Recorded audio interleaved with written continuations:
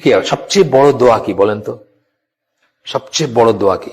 ইসলাম মুসলিম কারা পড়ছেন? লেখা আছে কিন্তু। সবচেয়ে বড় দোয়া হচ্ছে আলহামদুলিল্লাহ।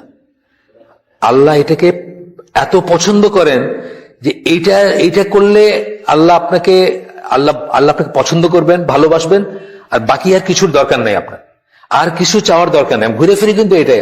আপনি এই যে হজের মাঠে বসে কি পড়ে, লাহুল মুলকু ওয়া লাহুল হামদু ওয়া হুয়া আলা কুল্লি শাইইন কাদির, আল্লাহর প্রশংসা, তাই না? আলহামদুলিল্লাহ মানে কি? প্রশংসা, তাই না?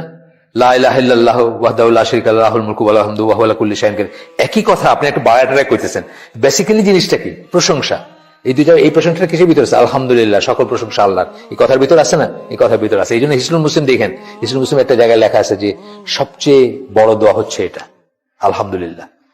এইটা পড়লে মানে সিমিলারলি এটা আর কি, এটা করলে আপনার সমস্ত প্রবলেম উইল বি সলভ এবং আপনার সমস্ত গুনাহ মাফ করে দিবেন। অত্যন্ত বড় একটা কথা বলছেন। এটা নিয়ে ইবনে তাইমিয়াকে জিজ্ঞেস করা হয়েছিল। ইবনে তাইমিয়াকে জিজ্ঞেস করেছিলেন ইবনুল কাইয়িম। তো তখন উনি এক্সপ্লেনেশন দিছিলেন, দিয়ে বলছিলেন, লাস্টে গিয়ে বলছেন, যেটা একটু আমরা পড়ি। So he told him that would solve his problem and forgive his sins, because whoever says salah upon the prophet, then Allah sends salah upon him 10 times. একবার সালাত কি করলে আল্লাহ 10 times তারই করেন। আল্লাহর সালাহ আমরা কি দিচ্ছে? প্রেজ। কার কাছে প্রেজ করেন? ফেরেশতাদের কাছে বলেন যে আমার বান্দা এই করছে, তাই না ব্যাপারটা?